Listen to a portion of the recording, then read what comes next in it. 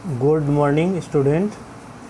आज जो बेटा है आपको हम परसेंटेज एरर जो है चैप्टर के न्यूमेरिकल कराने जा रहे हैं, तो इसे आप लोग जो है ध्यानपूर्वक सुने और समझें।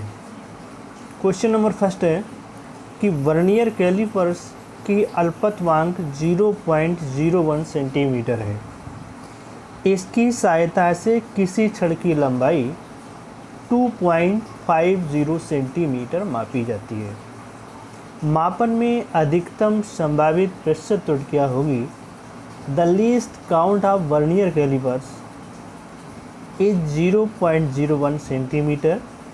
The length of a rod measured by this is found to be 2.50 centimetre.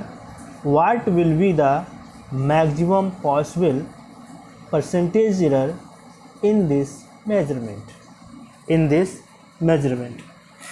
तो यहाँ से बेटा जब भी हम कोई परसेंटेज एरर निकालते हैं, ठीक है, उसका जो इससे फार्मूले क्या होते हैं कि हम लोग जिसे यहाँ पर छड़ की लंबाई है, तो छड़ की लंबाई क्या है बेटा? L is equal to 2.50 centimetre.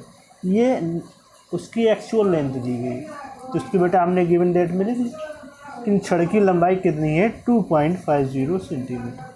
और यहाँ पर क्या है कि जो अल्पतमांक भी दे रखा है जिसको हम लिस्ट काउंट कहते हैं, तो यानी डेल्टा L जो दिया है 0.01 सेंटीमीटर गिवन है। और यहाँ से कहा गया है कि percentage error in this measurement, मतलब मापन में अधिकतम जो संभावित त्रुटि जो है क्या होगी? तो यानी अधिकतम संभावित त्रुटि maximum possible percentage error is equal to delta L upon L into 100। अब यहाँ से बेटा डेल्टा L की वैल्यू हमने रख दी 0.01 अपॉन 2.50 इंटू 100। यहाँ से पॉइंट कैंसिल हो गया। इसके बाद बेटा सॉल्व किया तो यहाँ से हमें आंसर जो फाइंड हुआ है बेटा 0.4%। अब बात हम करते हैं बेटा नेक्स्ट क्वेश्चन नंबर 2 की। यहाँ पर कहा गया है कि पेंच मापी की अल्पतमांक, एक मतलब स्क्रू गेज है, उसका लिस्ट काउंट दिया गया बेटा 0.00, 3 बार 0 है फिर 1 बेटा सेंटीमीटर। इसकी सहायता से एक छड़ का व्यास है वो बेटा है 1.250 सेंटीमीटर आता है। ये व्यास दिया गया है। माप में संभावित प्रतिशत त्रुटि क्या होगी? यानी आपसे क्या पूछा गया बेटा? माप में संभावित प्रतिशत त्रुटि, हम प्रतिशत त्रुटि फाइंड करनी है। The least count of a screw gauge is 0.0001 centimetre. The diameter of a rod measured by this is found to be 1.250 centimetre. Find the maximum possible percentage error in the measurement. Given that बेटा least count यानी अल्पतमांक दिया गया delta D is equal to 0.0001 centimetre. Diameter दिया गया, ये बेटा actual length है, इसको हम कैपिटल D से लिखेंगे। Capital D is equal to 1.250 centimetre. यहाँ से बेटा मैक्सिमम पॉसिबल परसेंटेज एरर या अधिकतम संभावित त्रुटि delta D upon D into 100। बेटा वैल्यू पुट करेंगे डेल्टा D की कितनी है? 0.001 अपॉन 1.250 इंटू 100। कैंसिल करेंगे तो बेटा सॉल्व करने के बाद जो हमको आंसर प्राप्त हो रहा है 0.08%। अब बेटा क्वेश्चन नंबर नेक्स्ट है, किसी प्रयोग में विराम घड़ी की सहायता से 20 दोलन का समय कितना बेटा है? 50 सेकेंड है आता है। यदि विराम की घड़ी का जो अल्पतमांक है वो 1/10 है सेकेंड हो तो दोलन की गणना की अधिकतम संभावित प्रतिशत त्रुटि क्या होगी। तो यहाँ से बेटा इंग्लिश वर्जन में, in an experiment the time of 20 oscillations measured by a stop watch comes out to be 50 seconds if the least count of the stop watch is 1/10 second, then find the maximum possible percentage error in the calculation of time period given oscillation period। दोलन काल यानी capital T कितना है बेटा 50/20 करेंगे तो यहाँ से हमको दोलन का नहीं टाइम पीरियड निकालने बेटा कितना आ गया, ये 2.5 सेकेंड आ गया। यानी list count capital delta T दिया गया है, डेल्टा टी 1/10 यानी 1/10 का मतलब 0.1। तो यहाँ से बेटा हम निकाल लेंगे दोलन काल में अधिकतम प्रतिशत त्रुटि या मैक्सिमम परसेंटेज एरर इन oscillation period. Delta T upon T into 100, delta T बेटा कितना दिया गया है 0.1 और कैपिटल टी जो बेटा है हमने फाइंड किया है 2.5 इंटू 100। तो यहाँ से बेटा आप पॉइंट से पॉइंट कैंसिल करेंगे, 25 से कैंसिल करेंगे तो 4 आएगा। यानी हमें यहाँ से जो आंसर प्राप्त हो रहा है बेटा वो कितना है 4% है। अब उन्होंने ये कहा है कि प्रेक्षण में प्रतिशत त्रुटि कितनी होगी, तो परसेंटेज ऑब्जर्वेशन जो टेबल है जिसे हमने वहाँ पर लिस्ट काउंट हमारा कितना होगा 0.1 होगा, और वहाँ पर जो ऑसिलेशन था बेटा 50 था तो 50 से डिवाइड कर देंगे, डिवाइड करेंगे तो वहाँ से हमें बेटा मिलेगा कितना 0.1/50 इंटू 100 यानी 0.2%। क्वेश्चन नंबर नेक्स्ट है कि दो छड़ जिनकी लंबाइयों की माप 2.5 ± 1 0.1 मीटर कोष्टक क्लोज तथा 5.1 ± 0.2 मीटर है जोड़ दी जाती है। संयुक्त लंबाई की माप निरपेक्ष सहित क्या होगी। 2 rods of length 2.5 ± 0.1 bracket close meter and 5.1 ± 0.2 meter are joining together, what will be the calculated length of composite rod with permissible absolute error। यानी बेटा यहाँ से जो L1 है तो L1 बेटा क्या है 2.5 ± 0.1 मीटर। EL2 बेटा क्या हो गया है कि 5.1 ± 0.2 मीटर। यहाँ पर हमें क्या करनी है मेजर्ड बाई कंपोजिट लेंथ या संयुक्त लंबाई की माप निकालनी है। तो नहीं यहाँ से कह सकते हैं L = L1 + L2। तो यहाँ से बेटा L1 + L2 क्या हो गया है कि 2.5 ± 0.1 bracket close plus bracket start 5.1 ± 0.2 = 7.6 ± 0.3 metre.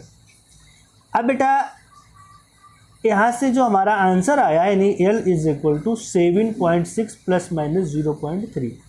अब बेटा आप लोग ये सोच रहे होंगे कि जो ± 0.1 है ± 0.2 ये चाहे हम घटाएं चाहे जोड़ें ये हमेशा ऐड ही होगा, ध्यान रखेंगे, ठीक है। जैसे हमने L1 - L2 करें तो यहाँ से क्या हो जाएगा, ये ऊपर जो लिखा है +2.5 और 5.1 इनमें माइनस प्लस का फिर रहेगा। अगर जो प्लस माइनस के बाद जो लिखे गए हैं 0.1 और ± 0.2 तो इसमें क्या हो, चाहे हम किसी को सब्सट्रैक्ट करें किसी को ऐड करें ये इनमें हमेशा ये जोड़े जाएंगे। प्लस माइनस के बाद जो चिन्ह लिखे जाते हैं वो हमेशा जुड़ेंगे, चाहे घटाएं चाहे हम जोड़ें। इसके बाद एक तार की मूल लंबाई है 150.5 ± 0.5 सेंटीमीटर। इसको खींचने पर लंबाई 152.7 ± 0.3 सेंटीमीटर हो जाती है। तार की लंबाई में वृद्धि निरपेक्ष त्रुटि सहित ज्ञात कीजिए। फिर कह रहा है नेक्स्ट क्या है इंग्लिश वर्जन में, the original length of wire is 150.5 plus minus 0.5 centimetre. On stretching its length increased to 152.7 plus minus 0.3 centimeter. Find the elongation of the wire with perceivable absolute error. Given L1 is equal to 150.5 plus minus 0.5 centimeter. L2 is equal to 152.7 plus minus 0.3 centimetre. यहाँ से बेटा तार की लंबाई में वृद्धि, increase length of wire यानी L2 minus L1। तो यहाँ से बेटा L2 माइनस L1 करेंगे तो 152.7 plus minus 0.3 bracket close minus 150.5 plus minus 0.5। अब यहाँ से बेटा हम सब्सट्रैक्ट करेंगे तो यहाँ से हमारा क्या आ गया 2.2 आया, प्लस माइनस तो यहाँ पर ये ऐड हो जाएंगे 0.3 और 0.5, चाहे घटाएं चाहे जोड़े तो ये हमेशा ऐड होंगे। क्वेश्चन नंबर 6 की बात करते हैं। एक गोले की त्रिज्या की माप 2.5 सेंटीमीटर है।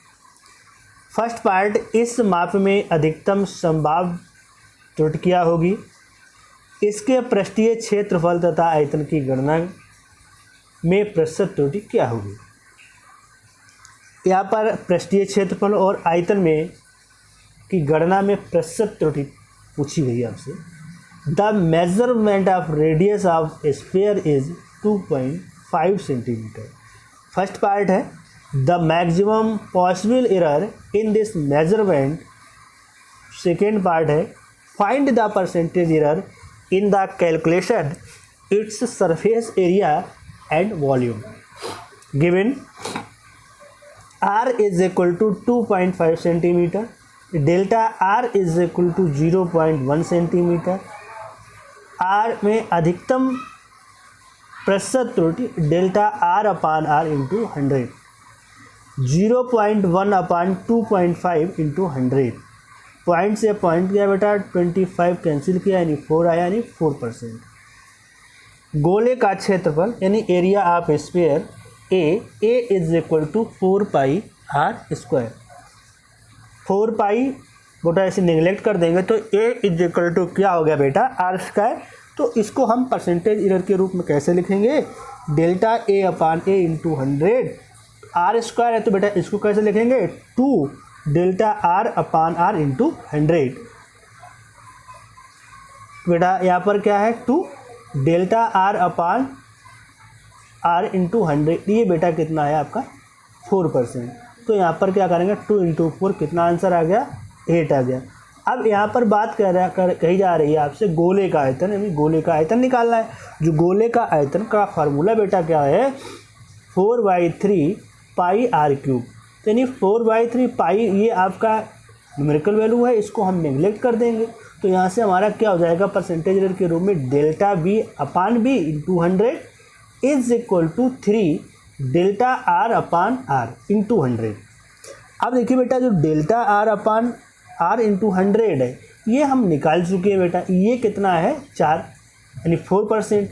तो यहाँ पर 3 इंटू 4 यानी बेटा कितना आंसर आ जाएगा 3 इंटू 4 यानी 12% आंसर आपका आ गया बेटा। इसके बाद हम लोग बात करते हैं बेटा नेक्स्ट क्वेश्चन की। किसी विद्युत परिपथ में उत्पन्न ऊष्मा H, धारा I, प्रतिरोध R तथा समय T पर सूत्र H बराबर I स्क्वायर RT के अनुसार निर्भर करती है यदि I, R तथा T की मापें क्रमशः 1%, 2% व 3% की त्रुटियां हों। तो AH की गणना में अधिकतम संभावित त्रुटि क्या होगी? The heat developed in an electric circuit depends on current I, resistance R and time t according to the relation H is equal to I square RT if error in measurement of IR and T। अब जैसे बेटा यहाँ पर इसे दिया गया है कि I यानी 1% है, तो ये इसको लिखें कैसे I को कि delta I upon I into 100 equal कितने 1% का है, यानी delta R upon R into 100 ये 2% है, delta T upon T into 100 ये 3% है। Respectively find the maximum percentage error in the calculation of H. यहाँ से हमें बेटा वैल्यू किसकी निकालनी है? AH की निकालनी है परसेंटेज एरर में। जैसे बेटा गिवन क्या है, delta I upon I into 100 कितना है 1%, delta T upon T into 100 बेटा कितना है 3%, delta R upon R into 100 कितना है 3% इज इक्वल टू 2%। यहाँ से बेटा जो फार्मूला है हमारा कि AH is equal to I square RT, तो हमें फाइंड क्या करना है delta H upon H into 100। तो इसी फार्मूले से हम कैसे इस फार्मूले को लिखेंगे परसेंटेज एरर के फॉर्म में, यानी H को कैसे लिखेंगे delta H upon H into 100 is equal to 2 delta I upon I into 100 plus delta R upon R into 100 plus delta T upon T into 100 is equal to 2 into 1 plus 2 plus 3। यहाँ से 2 plus 3 यानी कितना हो गया 7%। यहाँ से answer में बेटा कितना प्राप्त हो गया 7%। अब बेटा आप लोगों से एक बात और बताना चाह रहा हूँ कि जैसे जैसे ये वीडियो आपके हम डाल रहे हैं तो इनको आप वॉच करते रहें और शेयर भी करते रहें अपने मित्रों को। जो लोग चैनल को पहली बार देख रहे हैं लाइक करें, शेयर करें, और इसी तरीके से न्यूमेरिकल के वीडियो और थ्योरी के वीडियो आते रहेंगे। कोशिश ये है कि आपको NCERT एक्सरसाइज भी आगे चल के हम स्टार्ट कराएंगे और ऑब्जेक्टिव क्वेश्चन जो आए हुए हैं कंपटीशन एग्ज़ाम में उनको भी हम आगे चल के शुरुआत करेंगे। अब आप लोगों से ये कहना है फिजिक्स का ज्ञान वरुण सर चैनल को लाइक करें, सब्सक्राइब करें और अपने मित्रों को शेयर करें। और आप सभी लोगों को धन्यवाद, जो लोग हमारे चैनल को देखते हैं उन सभी को धन्यवाद। अब जो है मैं अपनी बात को यहाँ से समाप्त करता हूँ और आप सभी लोगों को धन्यवाद।